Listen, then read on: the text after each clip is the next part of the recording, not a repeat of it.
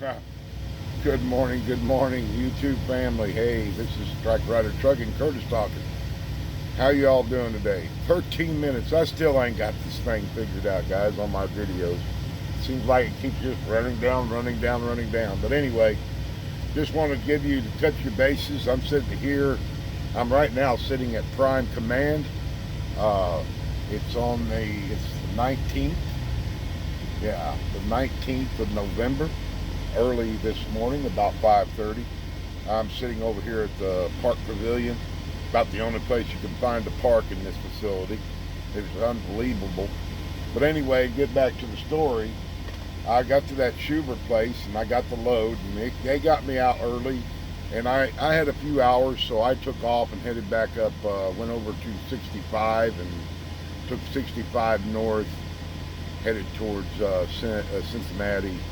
And I got probably, I don't know, 40, 50 miles, and I had to shut down. So I found a pilot, and I pulled in there, finally got me a good shower and everything, and cleaned up and went to bed. And of course, I had to run my tail off to get it up to Columbus. So I got up pretty early the next day and took off. Wind didn't get too shabby. It started picking up again there on the other side of Cincy over by Washington Courthouse, and I got into my 90 delivery. Probably about an hour before. I got there about 8, a little after 8 o'clock. One of the worst places to back into I've ever seen. It was really a joke. They had no place to stage, so they have an international cold storage facility, a huge one, about a quarter of a mile away, which I don't understand. But anyway, I went over there and parked like I owned the place and just sit there, check myself in. They said they'd call me when they had a door, which there wasn't that many to choose from. Sit there, finally they called me and got a door. I told her where I was, because they told you could park over by Wendy's, but that place was full of trucks. So I went ahead and come back around. It was a little touchy. I had to pull out on the highway or road and then back into the slot, which is, I got it in there. And then the marathon started. I got there, I'd say they put me in the door about 9:30, just at my appointment time, maybe 10 o'clock. And then I sit there till frickin' noon. Of course, 14-hour clock had been running all day because I had to drive there, and I was down to nothing basically. And I got a pre-planned load. I got a pre-planned load from my fleet manager, which just blows my mind. I swear up and down, I don't care what anybody tells me, nobody looks at your clock. Period. Nobody looks at your clock. Period. And it just blows my mind, and I'll have another thing to say about that when I get close to the end of this video, because it's going to have to be quick. But anyway, they send me a proposed load heading over to Pittsburgh, 179 miles, pick up a load to bring it all the way back to Springfield, be repowered to go on to Texas. It was a good load. Well, no, it wasn't. It wasn't a good load. It was $1.22 a mile. That was a joke. But anyway, that being said, it's a load. But I told him, I got on the phone and said, dude, there's no way I could even make it to the 01. They wanted me to be there this evening, and I only had like 3 hours left on my clock. I said, that ain't going to happen. I said, I wrote him up a message. I said, no, go ahead. I don't even want to go that way. So he come back and took me off that, and then he got another proposed load. And I'm sitting there, okay, it was 1.5 miles away at a Walmart consignment facility. They're in Columbus, and I'm supposed to bring it over to St. James, Missouri. My delivery time was yesterday at 1:30, or no, it was an open window. It was 000118 to 2359 1118. So I thought, cool, I'll take it. So, but by the time I got out of there, got my bills done, then I had to do a washout, which they didn't have a washout facility, so I had to clean it out, basically, and take it over to this Walmart consensus location. And dude, I'm talking minutes. I'm talking just very little time left on my clock. Had to fill the reefer up, got it done, grabbed the trailer. It was a drop and hook. Grabbed the trailer and took it around. To just got a massive about my PTA start. But anyway, that's cool. They went ahead and changed it. Anyway, got that done, and then turned around and took off. Like, you know, and I got about 40 miles. I'd say 40, 50 miles out of Columbus, and I parked at a rest area, and I had less than an hour on my clock. So I parked there, spent the night, and then I got up the next morning.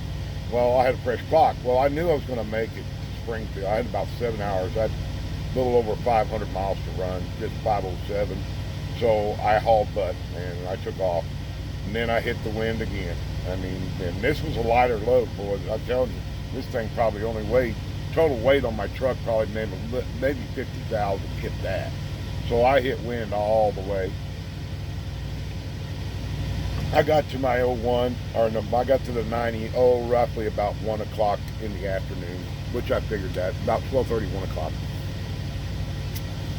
And I took everything down. Well, I ran the clock to death, so I was down to basically 3 hours left on my clock. Well, I get a call, or no, I get another message when I got there, and it said, take your empty trailer to Bass Pro here on Kearney, the distribution center, and drop your trailer, and then bobtail to the Prime Command. And I'm going crazy, you know. I called him. I said, dude, look, you know, I've only got 3 hours, and I still got over 100 miles, and I've got to get a washout, got to fuel it, and all that crap before he can go. So it was trash. I found a trailer. So anyway, I swear they don't look at your freaking clock. Period. They just don't. So anyway, I got it. I took and picked it up. I was not under a load because it was empty. So I brought it all the way down here and stopped in Stratford and got it washed out. Took it over to Bass Pro Distribution. Now, if anybody's ever took a load out of the distribution center over here at Prime, over here at Bass Pro, just down the road from here, that's a tight place to put a trailer.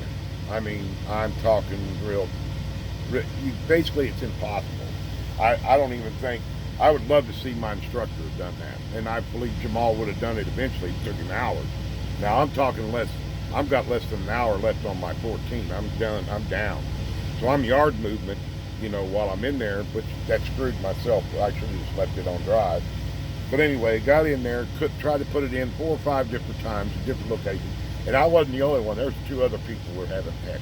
Well, finally a yard dog come over and he said, man, don't even put it in there. You're not going to get it in there. He said, just drop it outside here, and I'll pick it up and take it to work, because it's got to be loaded now anyway. And I said, well, shoot, you could have been here 30 minutes ago and told me that. Well, by the time I got that, got through their gate, got back down to Prime, and pulled into the gate, there's like 20 freaking trailers and trucks pulled in. I'm going, what's going on? You know, that's a whole different story. Anyway, got in, got through the gate, got down and got my COVID, you know, checked me for fever, and then I pulled down. Of course, in this place, there's no parking. Period, just simply none. You got to frickin' search. Well, the clock's steadily ticking.